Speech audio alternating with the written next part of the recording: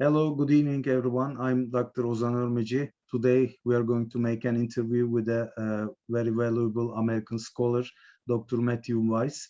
Let me introduce him, then we'll start our discussion about Turkish-American relations, especially the recent developments in terms of Turkish-American relations. Dr. Matthew Weiss is a full-time political science instructor at the College of Southern Nevada in the US. It's a college based in Las Vegas. Previously, he was an assistant professor in the Department of Public Affairs and Security Studies at the University of Texas, Rio Grande Valley, where he taught classes for both undergraduate, minor, and Masters of Public Affairs program in Global Security Studies. From 2011-2012, he served as a postdoctoral research fellow at the Middle East Institute of National University of Singapore, which is a high-ranked, very high-quality university in Singapore. He obtained his PhD degree in political science from the University of California, Davis in 2011. Dr. Weiss has published various articles in different journals concerning Turkish foreign policy, Turkish-Kurdish relations, water scarcity and conflict in Yemen, cooperation and conflict over international river basins. His primary research and teaching interests center around international relations, Middle East politics, American government, and non-traditional security issues. Dr. Weiss has also written a very interesting chapter in an edited book, which I edited, Historical Examinations and Current Issues in Turkish-American Relations. I co-edited this book with Professor Hüseyin Işıksal from Cyprus. So Matthew had an interesting chapter in it about differences between Obama and Trump era in terms of Turkey and United States Middle Eastern policies. Of course, I can make a long introduction, but I think our audience wants to listen your views, your valuable views, Matthew. So let me start with the hottest topic in Turkey and probably in the US as well. President Joe Biden, 46th president of the US, President Joe Biden, he's a long-serving statesman from Democratic Party. We know him very well. He had several meetings with President Erdogan before. President Biden was elected in a crisis time during the COVID-19 pandemic and economic crisis, during which previous President Donald Trump wasn't seem very, serious about how to struggle with it. So President Biden, unexpectedly to many, according to Turkish observers, used the genocide term for the 1915 events. Of course, it's a historical discussion. We know how tragic events took place during the First World War, including the Armenian deportation. We don't feel happy about it, what happened in the past. But was it necessary, my question, because now it's 106 years and there is a bit anger in the Turkish public, although President Erdogan's reaction was so far was very moderate and low. What do you think about this? What were the reasons in Turkey? Because Matthew, there are political scientists and IR experts, American politics experts claim that Turkey made democratic regression. Turkey lost the support of the Jewish lobby in the US. Armenian lobby worked hard for this for several years, and Biden was close to both Armenian lobby and Greek lobby. He was Kamala Harris, his vice president, coming from California, was always close to Armenian community in the US. What were the reasons? What do you think? S-400 could be one other thing, of course. What is your observation and idea about President Biden doing this statement? Okay, thank you, and it's a real pleasure to be here. Well, first, let me start off by saying just about the historical events. I should insert the caveat here that I'm not an Ottoman historian. I would not be able to read the Ottoman sources. I have not been able. I can't do kind of the deep dive that a true historian can. But I mean, based on my own beliefs, deriving from the research I've done and the reading that I've done, I do believe, if I could just borrow, President Erdogan's term, I think it might be correct to say what happened to the Armenians was a sort of genocide. That's the term that Erdogan used to refer to the plight of the Uyghurs in China, if I'm correct, if I'm remembering correctly. I mean, I do believe that I understand that it differed from the Holocaust insofar as the violence was not completely one-sided. I mean, there's no doubt about the fact that the Jews during the Holocaust were just completely slaughtered, pure and simple, right? I understand that there were Armenian nationalist uprisings. I understand that some Armenians did collude with the Russians, but still the response was extremely indiscriminate and massive. And it's hard to believe that the massive killings that took place, to Armenians as a result of the forced marches across the Syrian desert could have solely been the byproduct of the uncoordinated actions of rogue Ottoman soldiers and, bandits and people like that. I understand that the historical analysis doesn't point to a single order that, dictates that they should be exterminated, but I think it's just fair to say that there is more investigation that needs to be done, but there were many atrocities that took place, and even though it's true and to some degree everybody was victimizing everybody else, I do believe that the events that were inflicted on the Armenians do represent a singular event that shouldn't just be contextualized within, the war, what happened during the war overall, But with that said, if that's clear, just moving on from that, and I think one reason why there's quite a defensive reaction in Turkey about this is because Turkey, regardless of whether or not it's empirically accurate to call it a genocide, I think that many Turks, including those within the government, have not done a full enough reckoning with the past. Largely, it's because of the knee-jerk defensive reaction to the degree to which the Armenian lobby in the U.S. has pushed this narrative, right? So they tend to act very defensively when that claim is, when that label is applied. But by the same token, Erdogan himself, I should say, at least several years ago, granted, I want to be clear, he never used the term genocide, but he did refer to an inhumane incident. And it seemed like he was going to that place where he was actually reckoning with the sins of the past and, acknowledging some degree of Turkish culpability, although very gradually.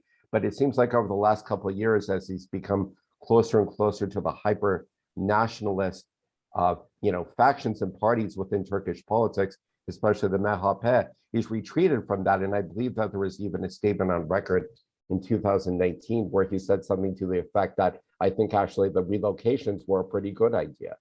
So it seems like there has been some serious regression on that issue, just as there has been on the Kurdish issue and many others. But in terms of the domestic political factors that may have impelled or pushed, Biden into making that declaration, I mean, I don't think Biden is somebody who's just like, how should I say it, who's just vulnerable to pressure and doesn't have a mind of his own. I think it's quite possible that based on his own conviction, he does feel that it's a genocide, and that's why he said that. But with that said, maybe the timing was encouraged by the fact that there are several segments, several major factions, and I should say personalities within the Democratic Party who have very close ties to their immediate lobby. The Democrats have tended, I don't know if it was always this way, but it seems recently the Democratic Party has tied itself, at least some leading members of the Democratic Party have tied themselves pretty close to the Armenian diaspora in the US and the Armenian lobby. One prime example of this, I don't know if you've heard of him, there's somebody named Adam Schiff. He's the chairman of the House Intelligence Committee. And one fun fact, he was the first one, he was the one who basically made the impeachment case against Donald Trump the first time around. Well, Adam Schiff represents the most heavily Armenian district in the US, which is centered in Southern California. Yeah. And Adam Schiff just happens to be very close to Joe Biden. So I think he was one among several who were pushing pretty hard for Biden to make that declaration that the events of 1915 rose to the level of a genocide.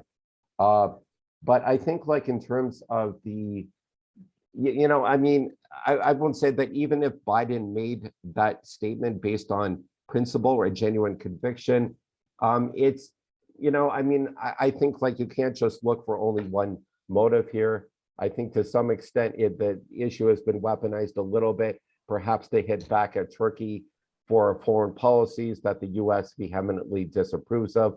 like the S-400 issue, Turkey's position vis-a-vis the Kurds and the YPG. I know we'll be getting into that a little bit later.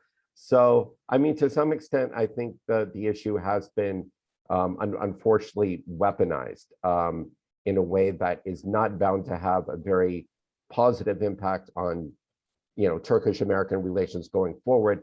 But by the same token, I think that some people who believe that this is going to be like how should I say this? That Turkish-American relations are just going to nosedive and it's going to reach some kind of point of no return because of this statement. I think that those claims are vastly over-exaggerated.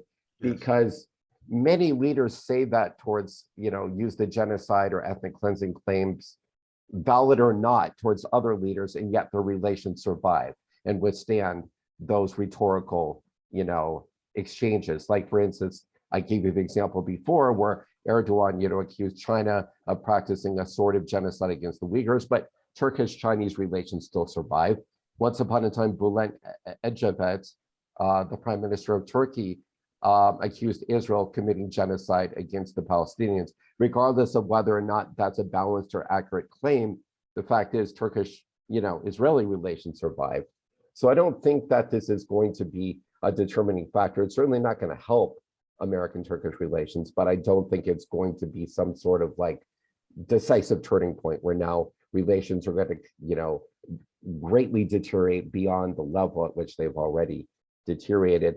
And I have read myself, by the way, that the reaction in Turkey has been somewhat measured. And I don't know exactly why that is. There are several possibilities if I just want me to analyze that briefly.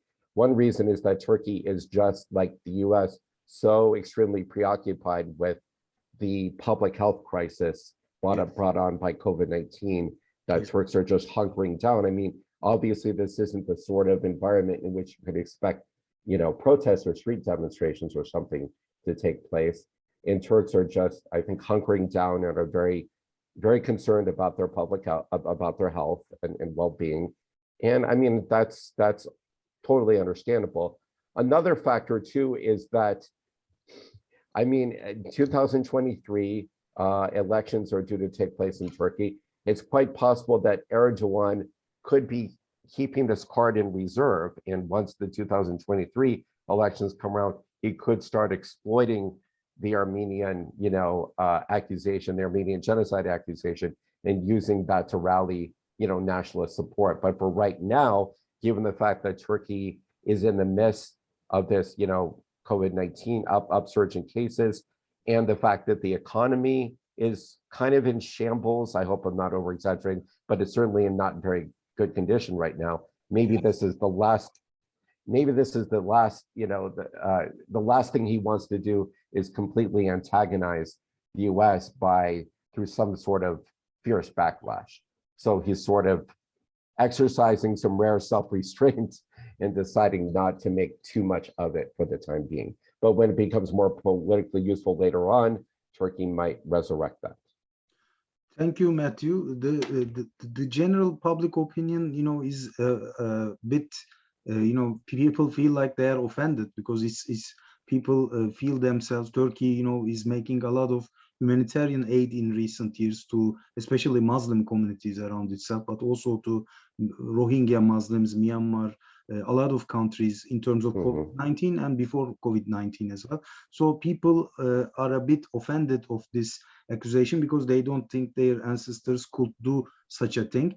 But of course, another, especially Turkish diplomats' fear is that United States is not an ordinary country. When there is something approved by the US president, the number of states recognizing the so-called genocide could increase, or there could be even legal,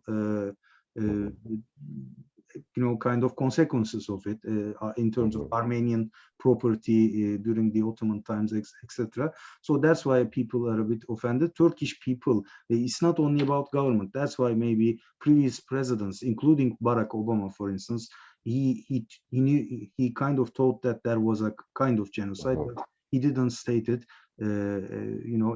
openly. So we'll see what will be the consequences. But I agree with you that that's not the most important issue in Turkish-American relations. If there won't be any legal consequences. From now on, maybe from this point, we can go towards Biden administration's general approach towards Erdogan and Turkey. You know, there are a lot of criticism in Turkey towards US. In US, I read the American newspapers.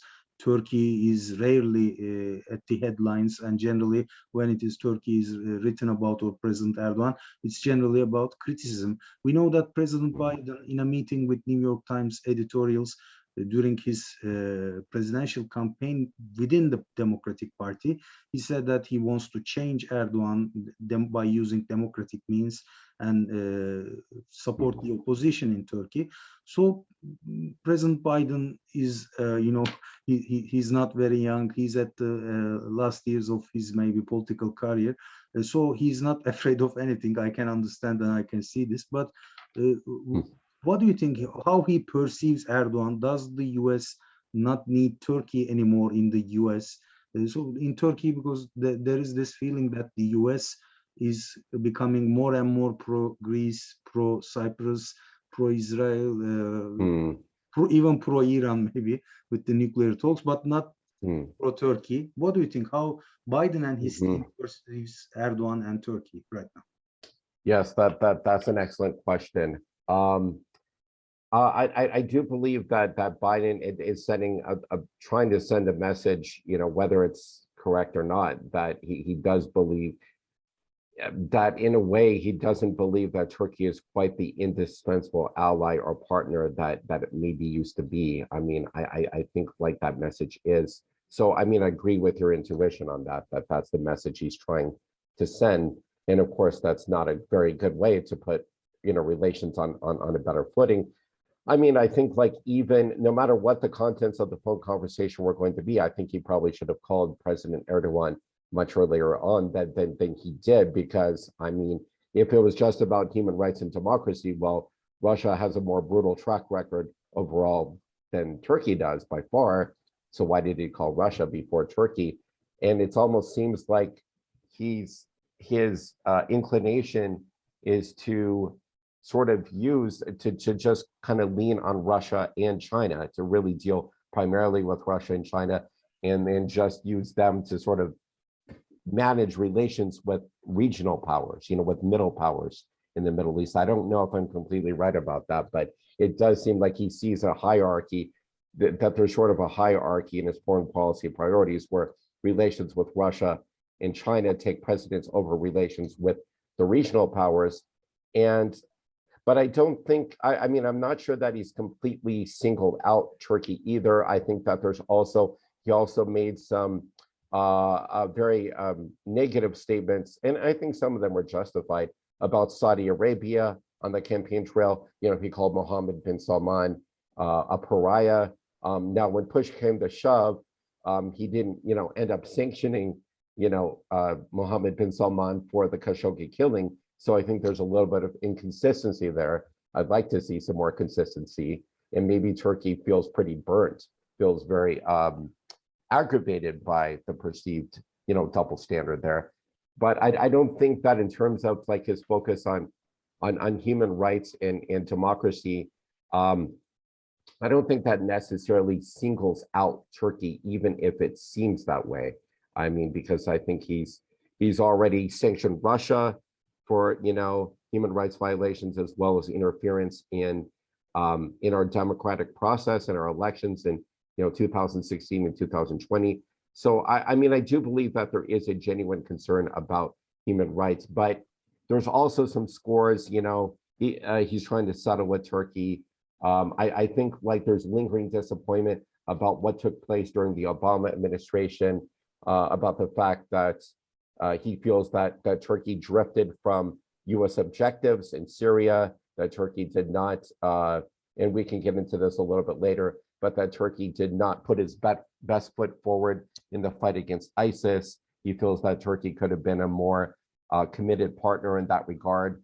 And there's, I think, also a great deal of disappointment that, you know, that Turkey didn't end up being that model partner in terms of a beacon of democracy, right? You know, I mean, I think that the Obama administration was really leaning on Turkey to promote democracy and to serve as a model for other states in the region.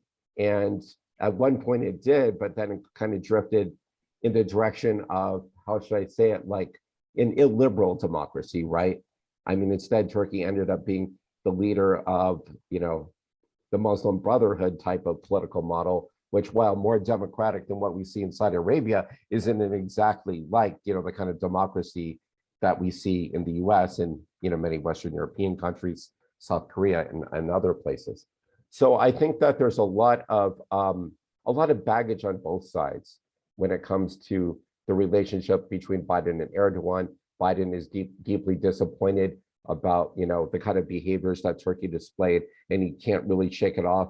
And I think to some extent, maybe a little bit less, but I'm sure that Erdogan, you know, has a long memory too. And I believe that he's probably deep down extremely disappointed, and justifiably so, about the fact that the Obama administration sort of equivocated after the July 15, 2016 coup attempt, right? That, you know, the Obama administration didn't express its unqualified support for Erdogan. So, I mean, there's a lot of bitter resentments that both sides are bringing to the table. I don't know if you'd agree, but I think that there is a lot of that mutual resentment, and I think that casts a long shadow over relations. But today, but by the same token, it may be over-exaggerated to say that, you know, Biden has just decided to completely abandon Turkey as an ally or partner. I'm sure that they're going to embark on some areas of cooperation. Biden is a pragmatist at heart. I mean, he's an idealist too, but he's also quite capable of being pragmatic. I'm sure there's going to continue to be some compartmentalization on some issues where maybe it's done a little bit more quietly, but I think the US and Turkey will still work together within NATO and within other multilateral organizations and frameworks. I don't think that cooperation is just going to go completely by the wayside. Thank you, Matthew. I got it well. From that point of view, I want to move forward. I understand President Biden could be quite flexible and pragmatic. That's important, and there won't be any rupture in Turkish-American relations. Turkish reaction to not a decisive one in any case. Yes, yeah. I also agree with you. There will be a meeting in June. I think it will be NATO meeting. So Turkey, on the other hand, there are serious disagreements. We'll get into it. We'll try to analyze each crisis, but there is also the fact that Turkey still supports NATO and US leadership. Global leadership. Turkey doesn't try to make Russia or China the world leader. There is Turkey still prefers democratic states. The EU membership ideal is tried to be refreshed in Turkey by the government, although not steps couldn't taken yet because of the domestic policy issues. At the center of problems, what I perceive is that there is this S-400 crisis, what Turkey bought from Russia, the air missile defense system, they call it, the military experts. Right. There are a lot of rumors in Turkey. President Erdogan frequently states that we tried to buy several times by asking President Obama and his team to buy Patriot system, but there were no conditions. We don't have document for this. It's just president's statement, but there is no reply to this coming from the American side. President Trump later during his presidency, I remember when he was at Japan, I think he said President Erdogan is right on that issue. American side didn't want to sell Patriot. That's why Turkey had to buy an air missile defense system, but there was European system also, so that's understandable that it creates some disturbances in the NATO and US. Turkey buys sophisticated weapon from a country to which NATO was built, Russia, although it was a communist Russia then. So Turkey's Minister of National Defense, Hulusi Akar, he was the Chief of General Staff, and he's very close to United Kingdom and US. He openly defends pro-Western countries in Turkey.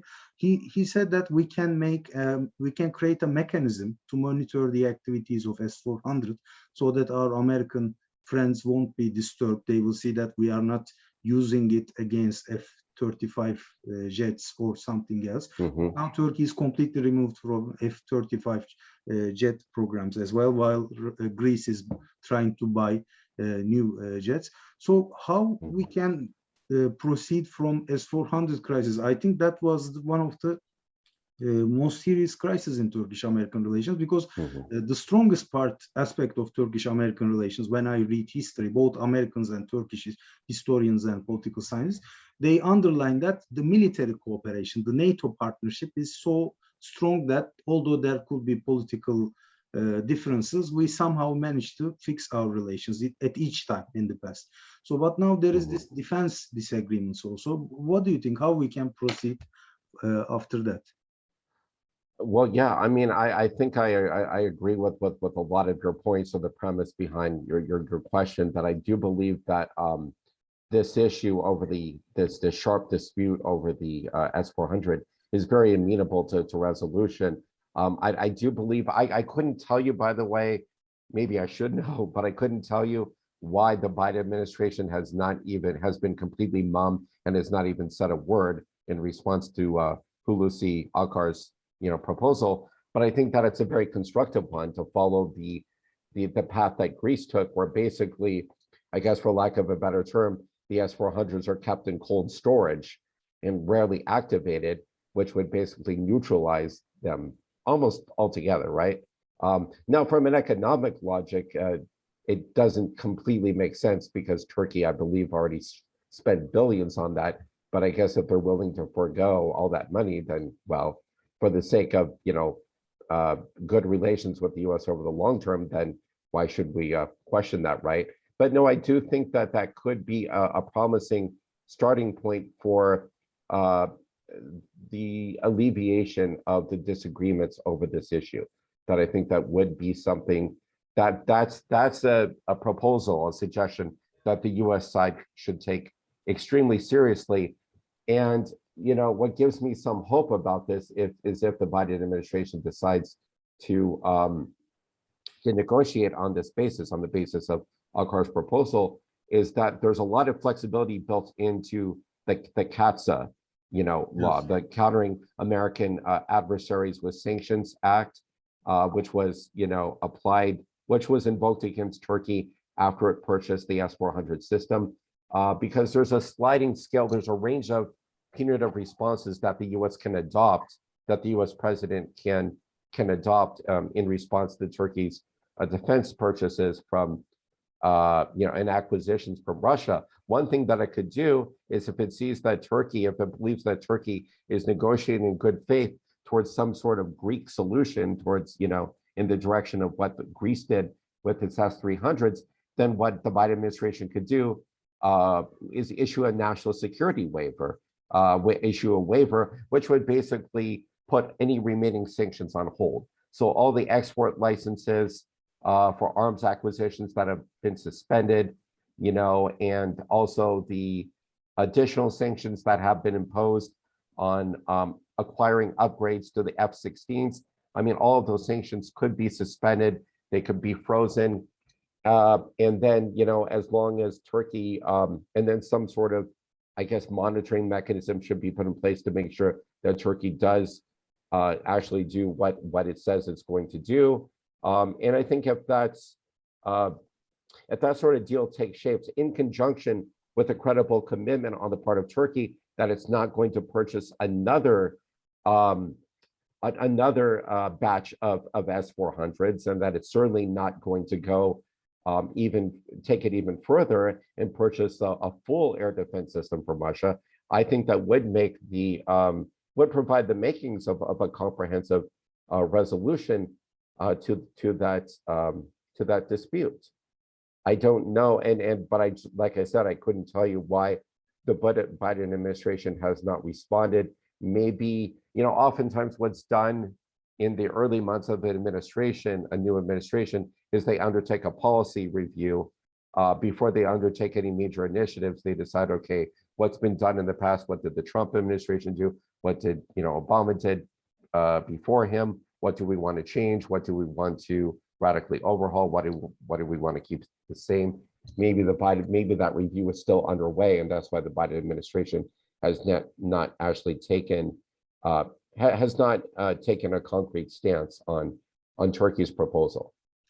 I think this S-400 issue is at the center of everything, all problems, because you mentioned some Turkish statesmen, including Turkish Foreign Minister Mevlut Çavuşoğlu, and President Erdogan also once said, they stated that Turkey could buy the second S-400s from Russia and new warjets also. So I think that will be too risky for NATO alliance and Turkish-American relations. That's why I'm urging all Turkish-American states to solve this crisis as soon as possible. Then we can proceed and we can solve other issues. Then this creates a barrier to go further.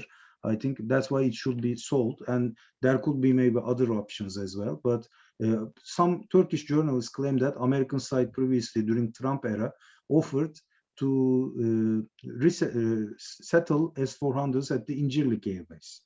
I don't know. There was in the Turkish media, and it was not, it was not a fake news. So there could be a solution to solve this problem. Then maybe we can discuss other issues. And second most important issue in terms of Turkish-American relations in recent years, from my perspective, is the Syria policy, of course, Syrian Kurds.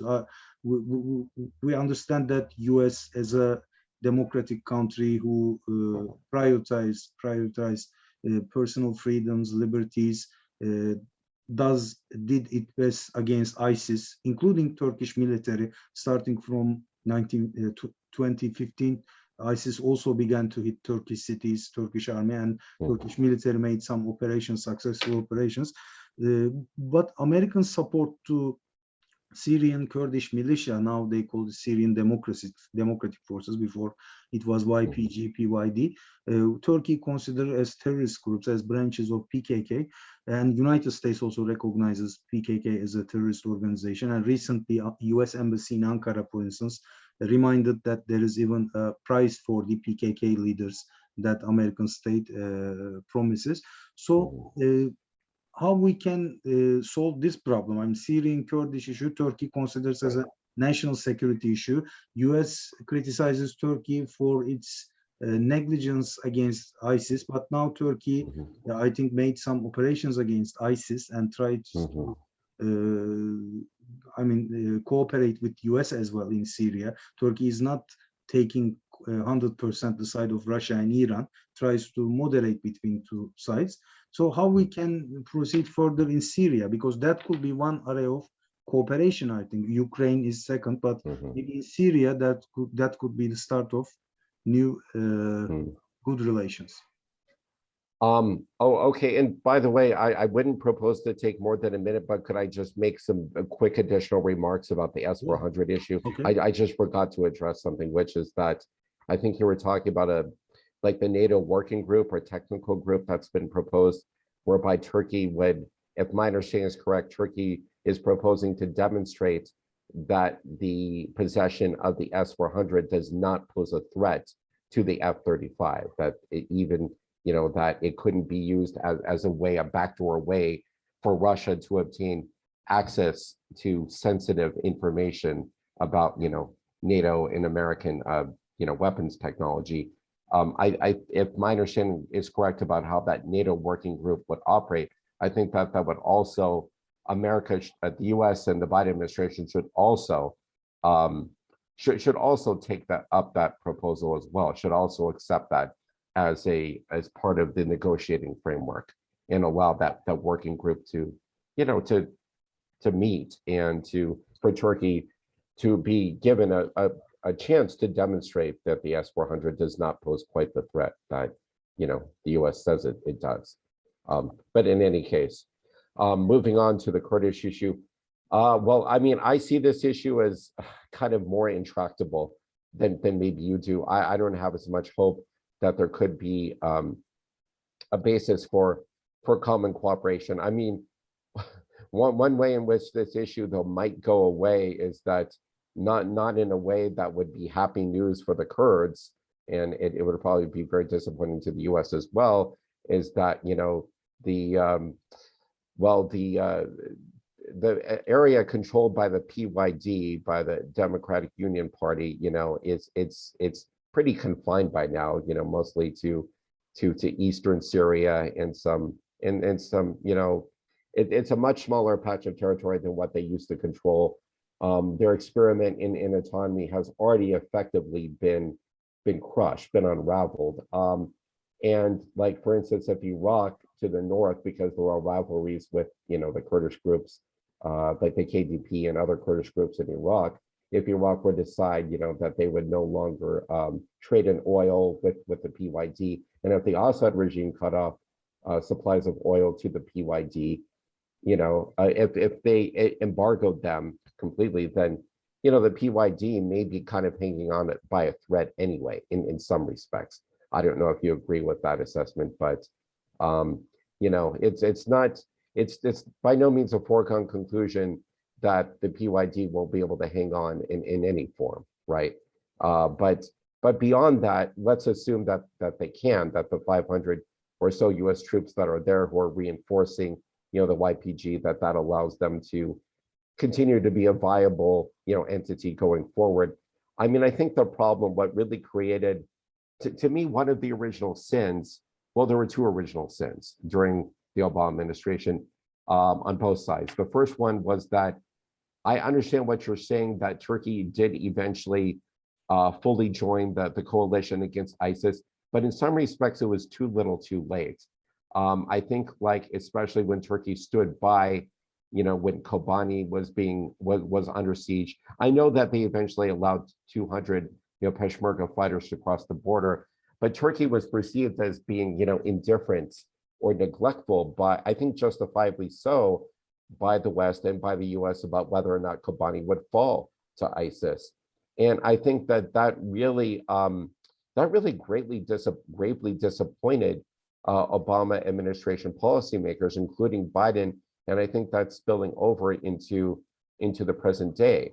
And even when, Turkey did allow the US to use Interlink to bomb ISIS positions, they initially put some pretty, I think, unnecessary and excessive restrictions on their ability to operate. Like, they were only allowed to conduct reconnaissance flights instead of sorties, against ISIS from Interlink. Therefore, the US had to operate from more distant platforms in the Mediterranean, in the Persian Gulf, which undercut the operational effectiveness of the airstrikes against ISIS. So I think that Turkey made some mistakes. I think they made some poor decisions in the early stages of the campaign against ISIS, which led to the initial rift with the US over this issue. By the same token, I think the US can be faulted for allowing the YPG to go far by not placing any restraints on the amount of territory they were allowed to control, by allowing them to move west of the Euphrates. I mean, the US did not really, it did not keep its promises in that regard either.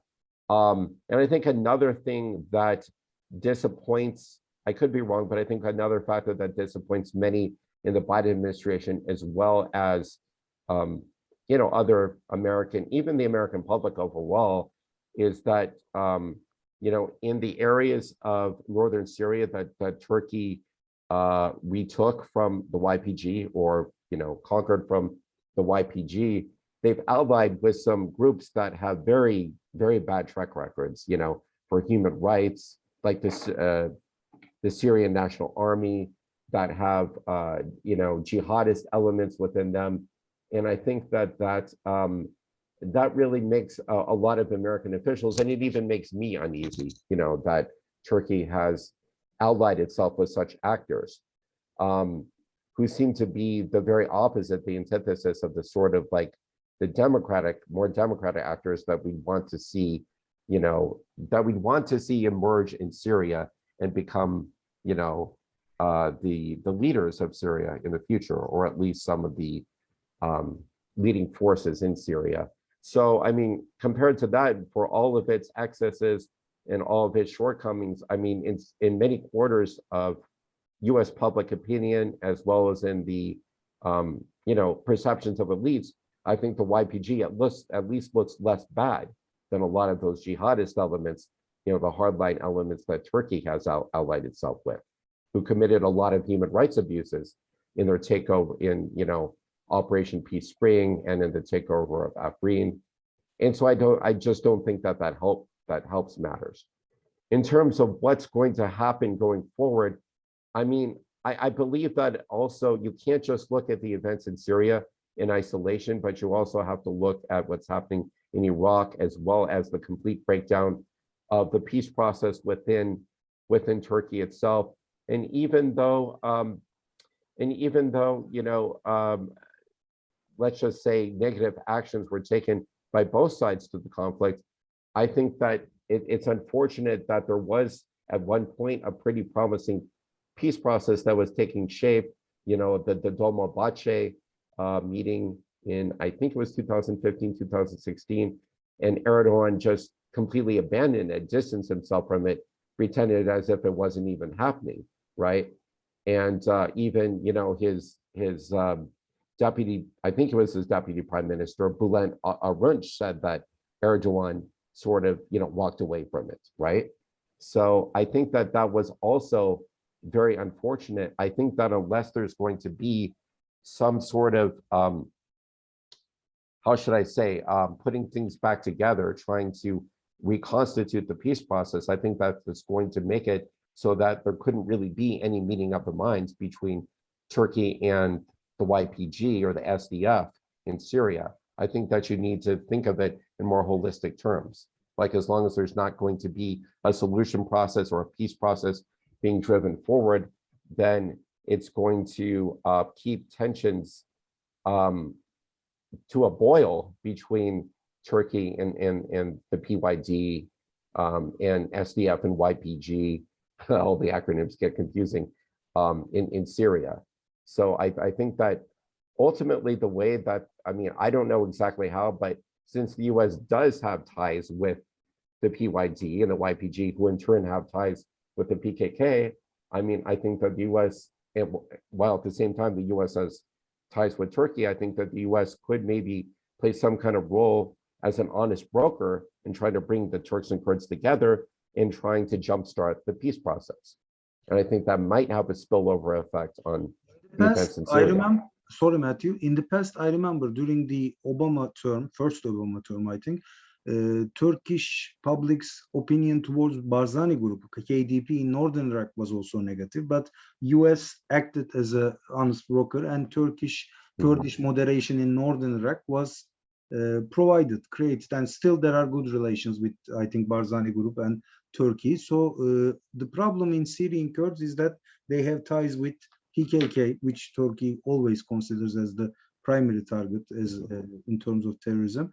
So that might be more difficult, but again, US moderation offer to solve problems could be a good thing, because otherwise in Syria there will never be a solution. It will be a divided country, right, forever, because there is now there are no active wars, I think, on the field right now, but it might start again, especially in Idlib. There is a difficult situation. Turkey tries to stay against Russian pressure. So okay, in Syria, I remember Biden's Secretary of State, Mr. Antony Blinken, previously stated that we did too much in Iraq. We engaged in a total war, then became a mess, but we did too little in Syria. He had such an statement, and Obama previously expressed some red lines, but then he didn't intervene when there were chemical attacks in Syria towards civilian population, confirmed by the United Nations observers. So in Syria, is it completely gone out of the agenda in the US foreign policy? Syria is finished. Yeah. Are there any still plans or plannings for the future of Syria? That's a great question. I mean, I think and by the way, I just, like, in I guess Obama's defense and maybe Biden's defense, I mean, yes, after that one chemical weapons attack, I can't remember the name of the town, you'll have to forgive me, in Syria, Trump did respond. What? Yes, Trump. In Ghouta, I think, Ghouta, a city called Ghouta, there was a... Oh, Ghouta, but I think it was maybe a different area, though. When Trump was, in the first few months or so of his presidency, like Khan Sheikh Loon or so, I want to say that. but Trump I understand. responded to one chemical weapons attack, which seemed to imply to some that he had actually restored the red line that Obama had, just abandoned, allowed Syria to cross. But then Syria had launched other chemical weapons attacks throughout Trump's presidency, and he didn't respond to those. Yes. So it seemed just sort of like a one-off thing, I just wanted to make that point. That Trump may have seemed more decisive on that, but he really wasn't. I mean, that was the exception to the rule the first time when he did hit back, but that was the only time. I mean, one telling factor is that about Syria is that Biden has yet to name an envoy to Syria. He's named an envoy to negotiate over the Iran nuclear deal, to try to coordinate steps with Iran to re-enter the deal. But as of yet, Biden has not appointed a point person for Syria. And I think that sort of demonstrates maybe how conflicted the Biden administration is about how to proceed. And I think it's kind of an age-old dilemma, I mean, that's existed since the Obama administration. On one hand, I mean, everybody knows Assad is a war criminal. I mean, the way that he the way that he gassed and carpet bombed, his people in the opposition was as brutal as anything you could ever imagine. But on the other hand, since jihadists and, non-democratic forces have for many years gained the upper hand within the ranks of the Syrian rebels, I mean, look what's happening. Look who controls Idlib, right? There's that persistent fear that if you topple Assad, there is going to be a power vacuum, right? And that power vacuum is going to be filled by some of the most malignant forces, if you're lucky, Jabhat al-Nusra, or HTS, as they call them now, right? At worst, an even more extremist, a more hardline group, a more brutal group like ISIS, right? So I think that's why, the Obama administration hesitated. They talked a tough game against Assad, but ultimately they didn't want to go the distance because they feared what would happen. They feared that Syria would turn into, like in Afghanistan or Somalia, where, there would be a power vacuum, and the worst possible actors, the most dangerous actors, would rush to fill the void. So I think that's why now I understand that the toppling of Assad is no longer on the agenda. But even though I believe that all the players involved, including the US, should invest their greatest efforts in trying to make the Geneva process succeed, as opposed to Astana, I think Geneva is really where it should be at, where the focus should be, right? But I mean, I always ask myself, it seems like there's always a fundamental paradox here, because they're trying to create a model constitution. They're trying to create a process, a transitional process for free elections, so that maybe some figure would run for office and eventually succeed Assad. But would Assad ever let that happen? Would the Russians ever let that happen?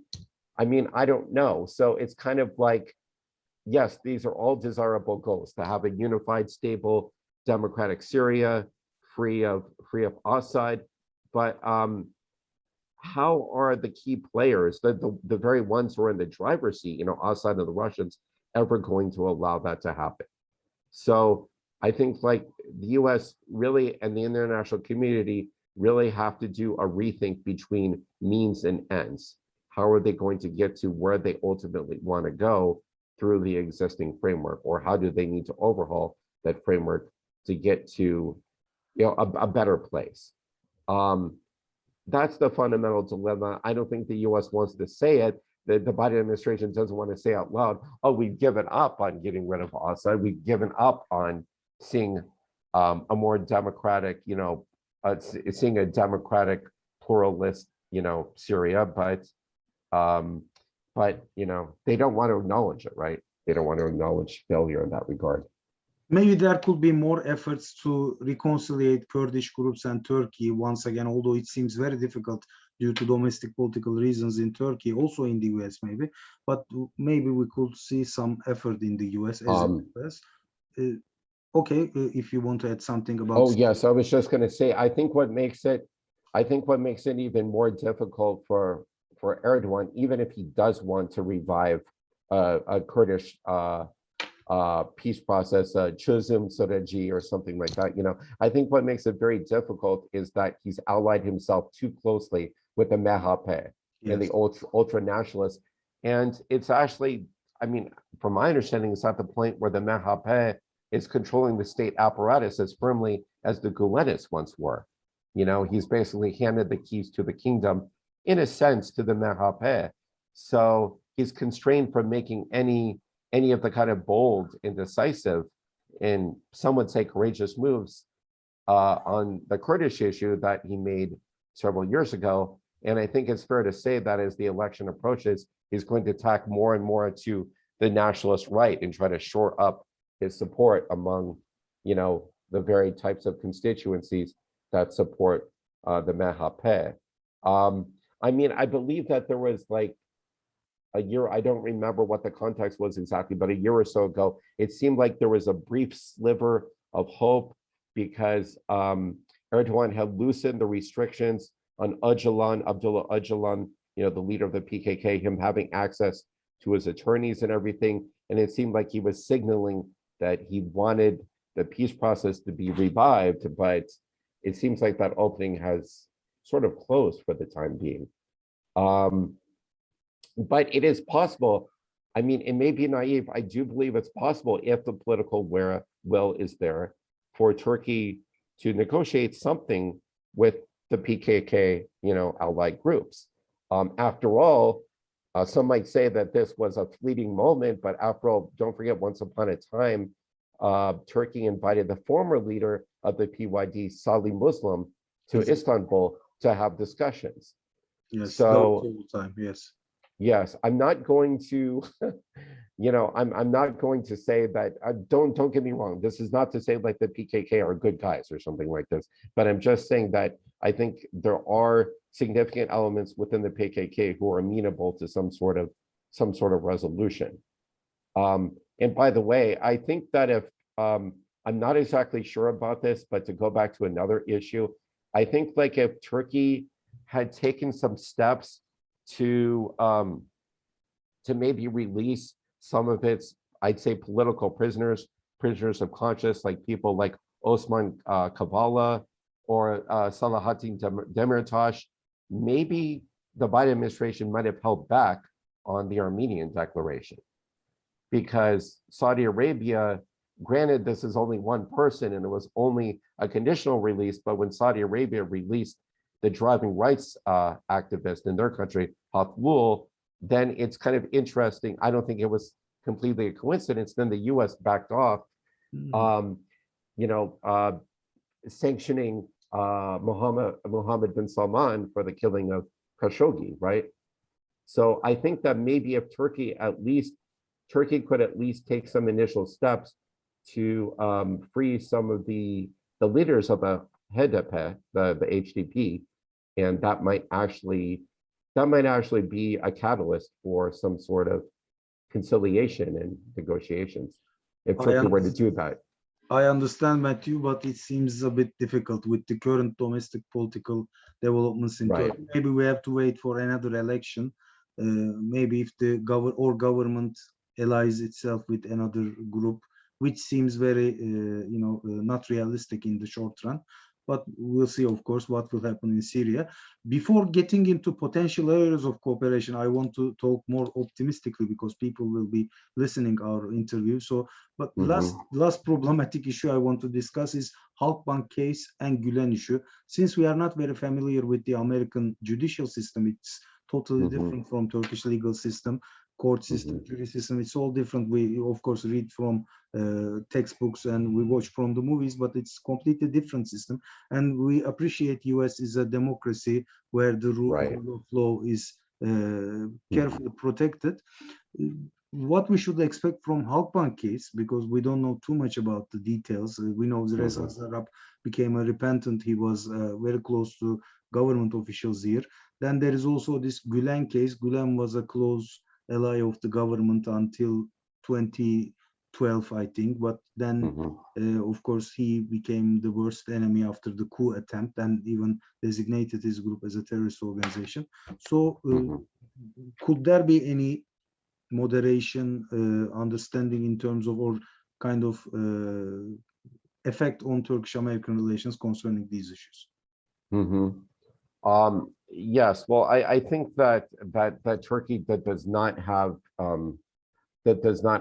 too much room for maneuver on this. I mean, I don't think they're going to, from my understanding, there was an earlier I'm not going to remember the name offhand, but there was an earlier appeal that was made to Biden, maybe even before, maybe after he was elected, but before the inauguration, for him to try to intervene, to intercede in the Halkbank case and to try to prevail upon the judiciary to be more lenient on the, was it the owner or the manager of the bank who was convicted?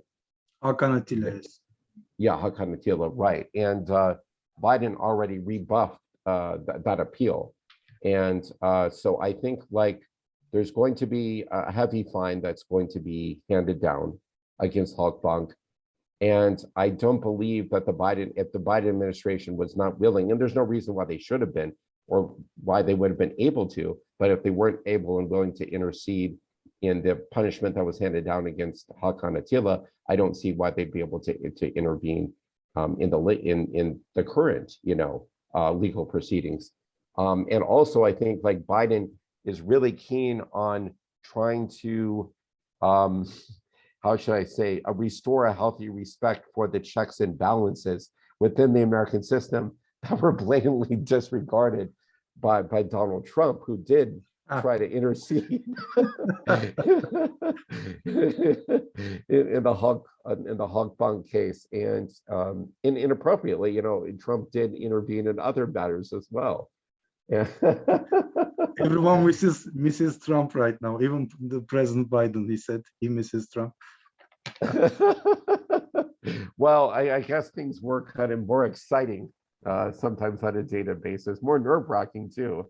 But but no, I mean, Biden does not want to go anywhere near there in intervening in that case. And so I guess then once the fines are handed down, and I guess they're going to be significant. I don't know how significant, but probably will be in the billions. I don't know. It'll be a lot. It'll be pretty heavy duty. I don't think like Erdogan would want to try to, to defy that. He wouldn't want to try to do so and, try to get Halkbank to refuse to pay the fines, because then that could have catastrophic repercussions for Halkbank's ability to engage in commercial transactions, with American banks and American companies and everything like that. I think then they would be cut off from any access to the American financial system, and that would be like the kiss of death, right, for a bank like Halkbank. And then if Halkbank were to defy the sanctions, with Erdogan's encouragement, then all of a sudden Erdogan would have to bail out Halkbank. And we already know, unfortunately, that the Turkish, foreign currency reserves are depleted, are very, very low, at least, let's say, through these failed efforts to try to shore up the value of the lira. So the long and the short of it is that I don't believe that Turkey has a very strong hand to play, if any real hand to play. I could be overlooking some factors, but I don't think like there's really much that Turkey can do to to move the needle or to influence this issue for the better from the standpoint of its own interest. And won't it be deteriorating for Turkish-American relations even further? I mean, there is this, fine coming from the US after this genocide statement. Will there be anti-Americans, and there will be even worse relations? I'm afraid that could happen. I mean, yeah, I mean, that's the judicial issue, you mean? Right. I mean, I don't think it's going to help. I mean, certainly it's going to, it's going to exacerbate tensions. I don't see. Yeah, I mean, to what degree, I don't know, because the thing is, so many of these issues have become so interconnected on so many levels.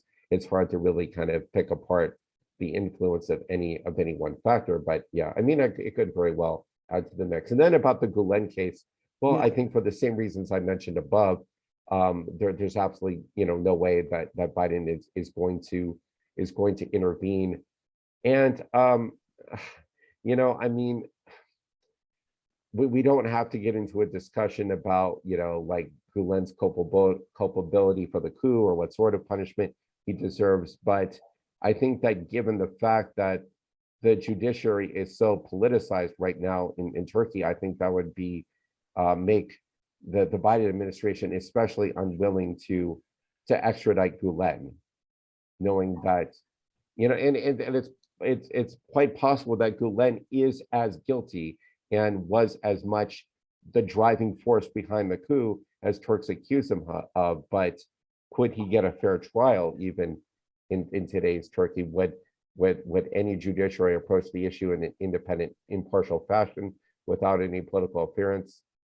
I regret to say that I doubt it. And so given that prevailing climate, I think that the Biden with his respect for democratic checks and balances and judicial independence would be even more reluctant than Trump was to extradite Gulen. And even Trump, he floated that idea, but quickly dropped it. His advisor said, no, it's a very, very, very bad idea. Thank you, Matt. Yeah. I think you answered very clearly. So then maybe move on to more optimistic side of it. Are there any places where US and Turkey could still cooperate? There are a lot of problems, but there is a strong alliance over 70 years old right now, and there is NATO membership. There is no widespread anti-Americanism in streets, although there was this statement and cases. Because there are also people who oppose to government's policies in many places, and there is no hatred towards, I think, compared to 1970s, for instance, which of course I read from books. There is no popular anti-American marches, demonstrations, so that's the good news. That makes possible that there could be even again cooperation in some areas. It comes to my mind Ukraine, of course, the first Black Sea, Ukraine, Syria. There could be some degree of cooperation at least. So what do you think? What could be in Libya, maybe Eastern Mediterranean? Are there any places where the US could still see Turkey as a reliable partner? Yes, absolutely. I mean, I am, if we want to adopt like a glass half full attitude like this, like there are, maybe cooperation will eventually outweigh areas of contention and conflict. I think that there are many. For one, I mean, although going back to what you said before, I mean, you said that you think that Turkey, in its heart is still far more, allied to, or has a far greater affinity for the West in the Europe than it does for Russia. I'm not exactly sure about that, but I wouldn't say it's the opposite either. I think Turkey has been trying to be as non-aligned as possible, but I think that there's deep down a great deal of unease about the fact that Russia has too much leverage over Turkey in too many areas, everywhere from, I mean, Turkey would have not, I mean, let's just face it, Turkish drones were effective on the battlefield, but the only reason why Azerbaijan was willing to defeat Armenia in the latest Karabakh war is because Russia allowed it to happen, right? So, I mean, Turkey is really kind of at the mercy of Russia in too many theaters, Azerbaijan, Libya, and Syria, and elsewhere. And I think, like, I could be wrong, but I think that Erdogan is starting to feel some misgivings about that, about, some doubts about having maybe allowed himself to become too vulnerable to Russian power plays. And if that's the case, then I think that maybe Turkey would maybe embark more actively within NATO on trying to contain Russia where they can. And so one area where they might work very much hand in hand with the US to contain aggressive Russian moves and advances would be Ukraine and the Black Sea, as you correctly suggested, Georgia as well, because Turkey has its own deepening ties with both countries, as I understand. They've been pursuing military to military cooperation with both of those countries, and they don't want to see, Russia become even more, shall I say, dominant or exert even more control and influence in the Black Sea and the Caucasus regions. So yeah, I think that Turkey would be very willing to work with the US, and they do have, NATO, within the framework of NATO, Turkey engages in a lot of land exercises on an ongoing basis with the US and with its other NATO partners. Of course, that sort of stuff isn't publicized because it doesn't make quite the sensationalistic headlines that the S-400 dispute or the Syrian disputes made, but there's a lot of that cooperation still happening. Furthermore, though it's unclear to me exactly how effective Turkey could be in this regard, I think Turkey is trying to prevent a Taliban takeover in Afghanistan. And it looks like the US is looking to Turkey and Pakistan to try to create at least some semblance of a balance of power between the Western supported Afghan government as well as the Taliban, so that when US forces withdraw, the Taliban is not going to just do a hostile takeover. And there were plans to have a summit or a conference, I think over the last couple of weeks, yes. But the Taliban, retreated from that. They reneged and decided not to go forward. Their excuse was that because the US did not withdraw, its troops by May 1st, as it has promised, but that's probably, to me, just an excuse, So I think that Turkey, I don't know how much influence they actually have over them, but I think Turkey is trying to push the Taliban into a settlement with the government, and into some sort of power sharing. Since it's related, does the US completely remove its soldiers and military personnel from Afghanistan, or it's just NATO forces that will be going out? Because there were such discussions in Turkey. Biden said, I'll remove soldiers, but it means all soldiers or just NATO forces? There'll be separate US soldiers on the field, I think, in Afghanistan. I believe both. I believe both, and I don't think NATO could really function effectively without a US troop contingent anyway. I'll tell you like kind of an old, well, maybe like an acronym which could shed some light on this, maybe a little bit humorous, but you know how the NATO force in Afghanistan was called ISAF, the International Security Assistance Force, but there's this joke that even though at the end of the day, there's this pretense of burden sharing, really it's been the US that's been doing the heavy lifting all along. So some people joke that ISAF really stood for I Saw Americans Fighting.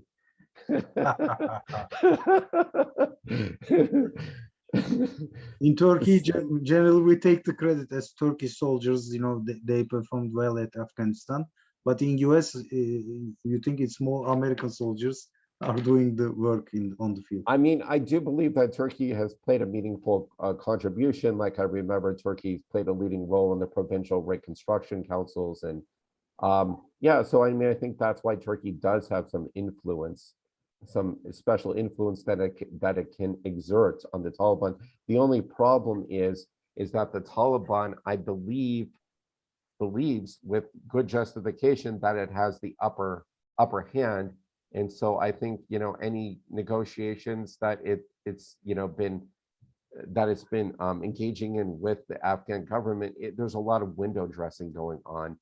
And I wouldn't be surprised tragically to see that there's a Taliban takeover of the country within the next year or so, or at least where the Taliban would get to the point where they control as much of the country as they did on the eve of the 2001 9/11 attacks. And I think the Biden administration tacitly acknowledges that that could very likely happen, but their only red line as long as Taliban does not form an alliance again with Al-Qaeda. They would look the other way if that were to happen. But anyway, I digress a little bit. But Afghanistan could be another area of cooperation if the Turkey can prevail upon the Taliban to negotiate in good faith, if and only if. Another area would be Iran as well. I mean, Turkey is rare among Sunni powers despite the fact that Turkey and Iran jockey for influence. and compete on many fronts in the Middle East and beyond. Still, Turkey has more cordial relations with Iran than Saudi Arabia does, or the United Arab Emirates, or a lot of the Gulf Sheikdoms, a lot of the other Sunni powers in the region. So I think that there is a possibility that Turkey could play a role, could maybe assume the good offices function, or take the lead in conducting some back channel negotiations between the US and Iran to try to find a formula that would get both sides back to the negotiating table and allow for the revival of the Iran nuclear deal, the JCPOA. Though I'm not sure if the US would rely on Turkey, because when the JCPOA was signed, they actually looked to Oman to play that function, but Turkey could be very useful in that regard as well. And then there's, well, what else I was going to say? Oh, about Libya and Cyprus and some other issues. I'm not sure that the US has been tilting towards Cyprus all that much, but if there's any country that has an effective role to play, that could play an effective role as an honest broker, it is the US, because the US does not have as much of a stake in the the energy extraction activities in the Eastern Mediterranean as the European powers do. I mean, let's face it, the EU could not possibly play the role of an impartial mediator, because France and Italy are parties to the conflict against France, Italy, and Greece are parties to the conflict against Turkey. I know that there are some US international oil companies that are operating there, but I think the US government has been relatively equidistant, has been relatively neutral on this issue. And the Biden administration, Biden himself played the role of envoy in 2014. He tried to broker a solution to the Cyprus dispute based on the Annan plan. So I believe that Biden could very well, recast himself in the same role and make another go of it, another go at it. And I think there was something else I was going to say about that.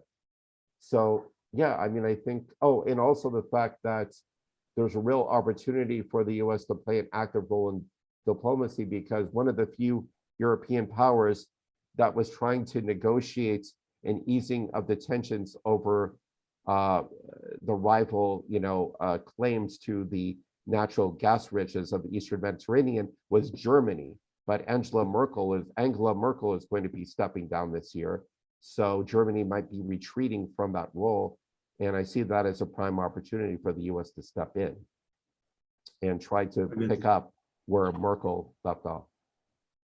So Afghanistan, Ukraine, maybe Eastern Mediterranean, Syria maybe somehow, and Turkey-EU relations maybe in general, because Democrats in the past, I remember during Clinton era, Madeleine Albright was so influential in opening the way for Turkish accession to EU for the start of the negotiations. So Democrats, generally Democratic Party, has a closer stance to Turkey integrating into Europe.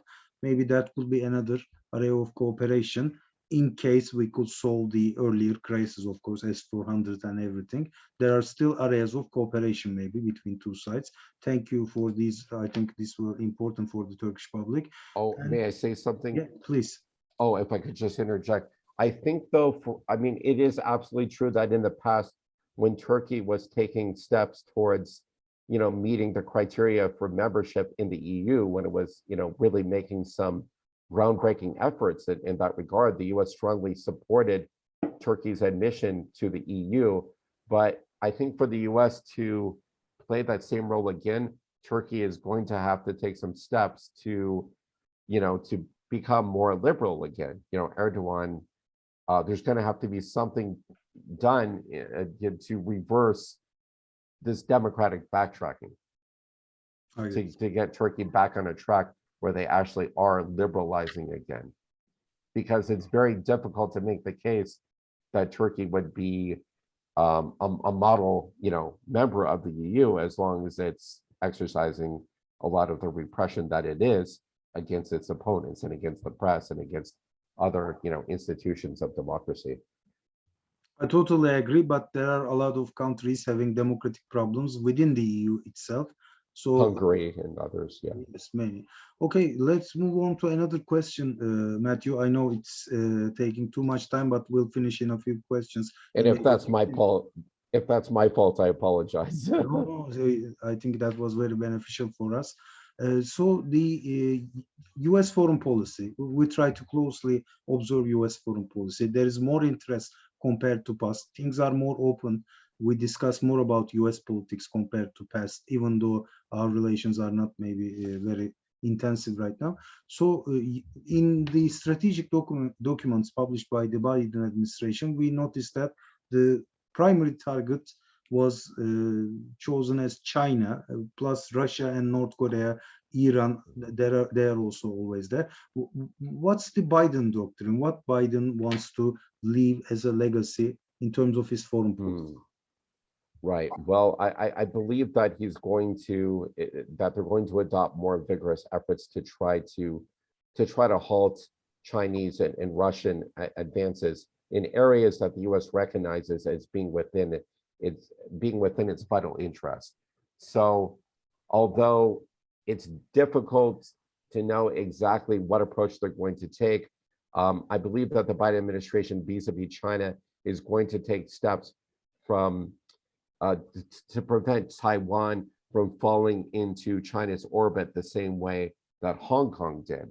I think they're going to probably take some very vigorous steps to try to shore up Taiwan's defenses because now that China has effectively swallowed up Hong Kong, I think they feel emboldened and they feel like they could probably do the same thing with Taiwan, maybe through a different set of strategies, but I think unfortunately that really emboldened them, like you couldn't imagine.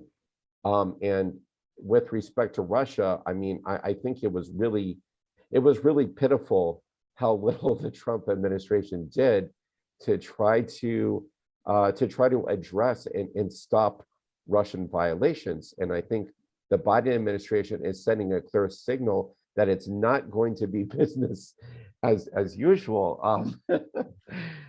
I mean, Everyone laughs when you speak about Trump.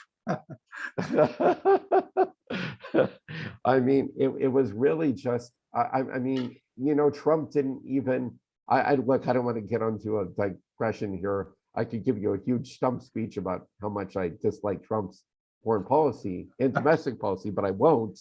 But it was really astounding, how little Trump did to stand up to Russia on any front whatsoever. But the fact that Biden has adopted sanctions over, Russia's cyber intrusions into American companies and into American government networks, and it's sending a strong signal about Russian election interference. And I think the U.S. is probably going to ramp up its efforts to try to reestablish deterrence vis-a-vis Russia over Ukraine. And there were some incidents recently where I think Putin was trying to probe Biden's willingness to do that. He sent some warships into the sea, between not the Black Sea, but I think another sea between Russia and Ukraine. And he also concentrated forces along Russia's border with Ukraine. And by the way, I think that's one area in which, Turkey, I could see a lot of naval cooperation and other military to military cooperation improving and increasing between the US and Turkey. But by the same token, one question that I think will be one very difficult question that the Biden administration confronts is what to do about the areas in which Russia and China have already created what you might call a fait accompli. I mean, is there any set of processes or any set of strategies that could compel Russia or persuade them to relinquish their hold on the Crimean Peninsula?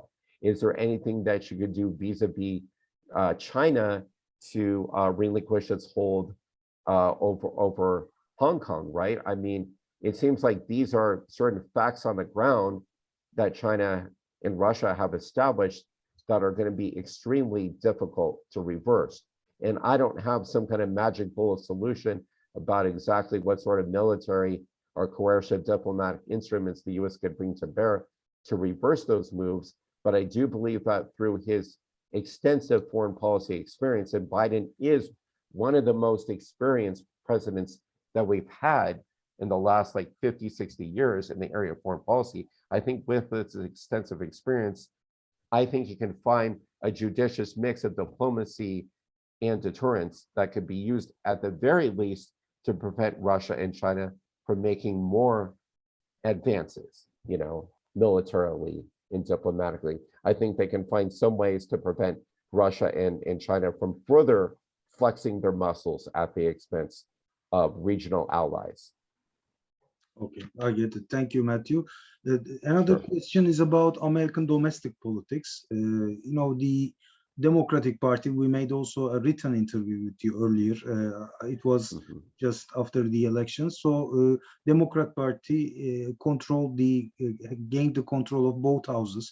Plus, we have a now popular president. I think President Biden's approval rating is almost 60%, which is very high, compared to Trump era or even Obama era. So domestically, Biden, we have seen him doing good job in terms of vaccination and talking about this unity of US, suppressing these racist ideas, etc. These were good things about it. So how popular Biden is domestically in terms of Democratic? Will he be a candidate again in 2024? Or there are a lot of rumors about Kamala Harris, his vice president, becoming a candidate and trying to become the first female president of the US. How do you see the success of, as American citizen, of course, you can observe much better than us, how people are happy with the current administration and this vaccination struggle with COVID, etc.? Yes. So, I read a poll the other day that said that Biden's approval ratings are about at 54, 55%. That's not a historic high. There's been other presidents who've had higher approval ratings than him at this stage in his term. But by the same token, another thing that people have remarked upon is that it's been remarkably consistent, that it hasn't really deviated from 54 or 55% over the first few months. So I think that it's quite possible that the people who were already happy with his performance in office are going to continue to be happy. He also has the ability to attract additional working class blue collar support through his massive visionary infrastructure package. That's the next major piece of legislation that he's working on, and it could have the potential, if I'm over exaggerating a little bit, forgive me, it could have the potential to completely revolutionize how our infrastructure works, because despite all the trappings of the US being, like a wealthy, post-industrial democracy, we actually have, our infrastructure doesn't match that picture. A lot of our infrastructure is creaking, aging, crumbling, roads, bridges, highways need to be reconstructed. Then we have the fact that despite being such a wired society, there's still tons of Americans, an unacceptably high percentage of Americans who don't have access to broadband, right? And these are all elements within Biden's infrastructure package, plus creating kind of a green energy economy that would boost a lot of jobs. And one thing that he noted, you might be familiar with the fact that he gave an address to a joint session of Congress the other day.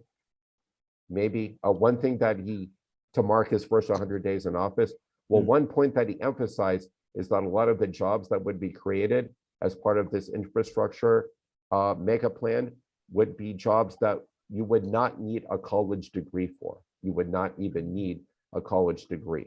They would pay well, but you wouldn't need a college degree.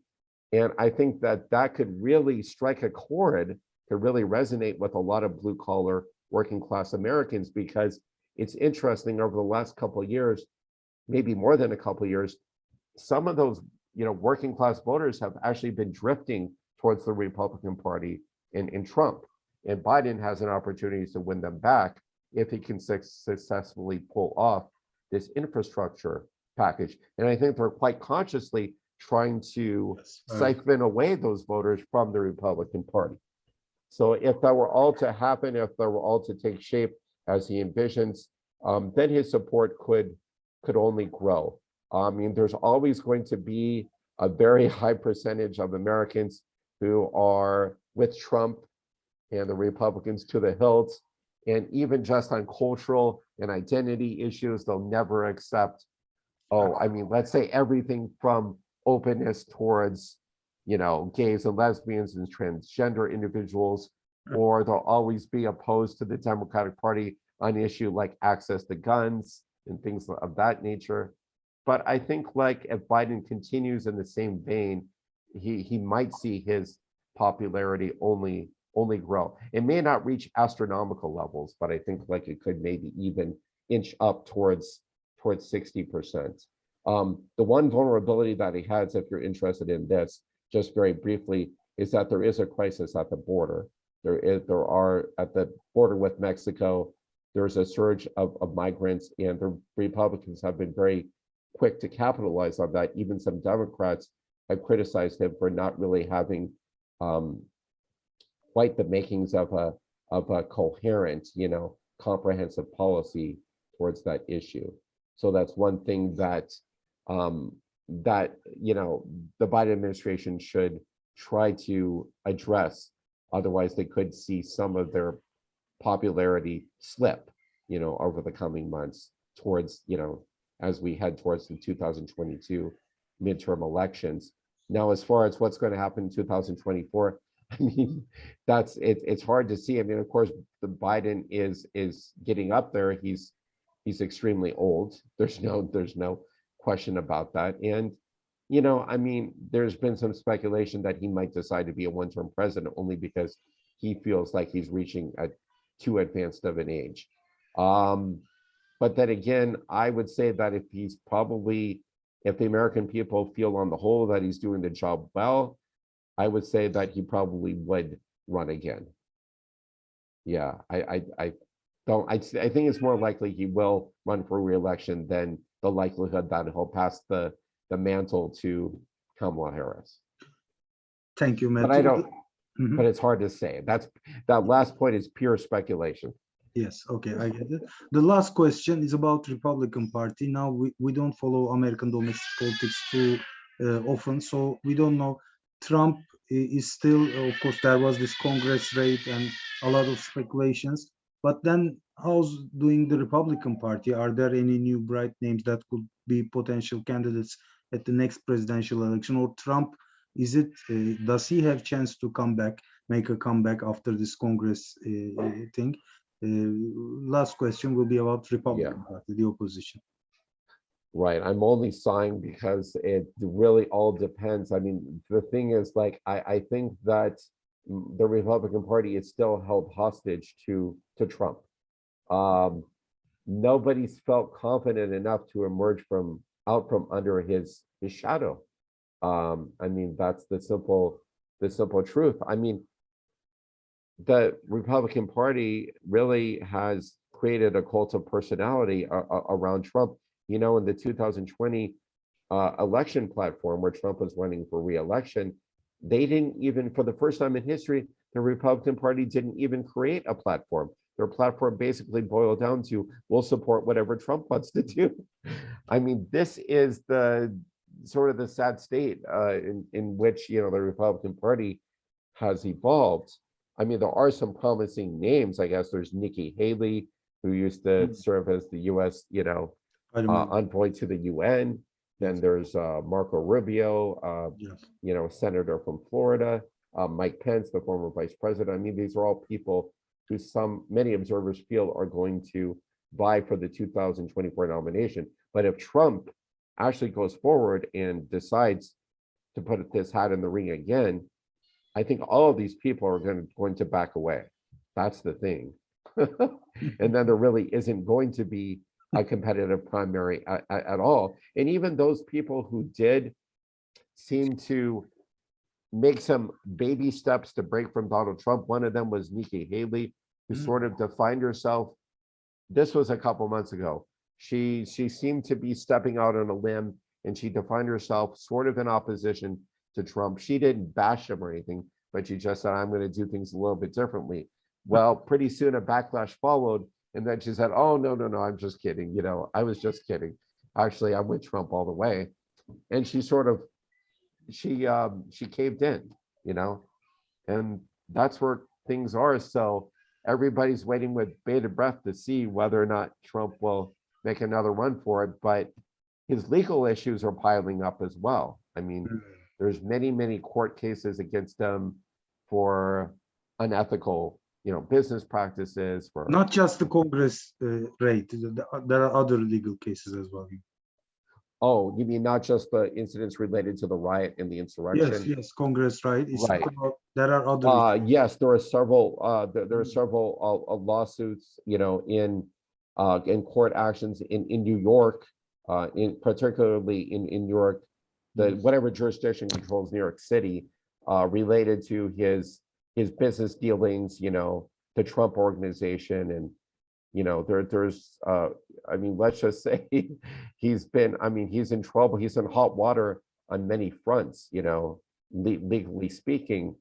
And then there's, of course, the fallout from the insurrection. I was going to say something else about, but anyway, I mean, yeah, he's in legal jeopardy on many fronts, and that could prevent him from running. Oh, and they just, I know what I was going to say. They just raided the offices. The FBI conducted a raid of the offices of Rudy Giuliani. You might have heard of him. Yes, yes, I heard. Yeah, one of Trump's right-hand men. And so that could eventually could end up incriminating Trump as well. So, you know, I mean, if these legal troubles continue to pile up, that could be the one factor that would prevent him from running altogether.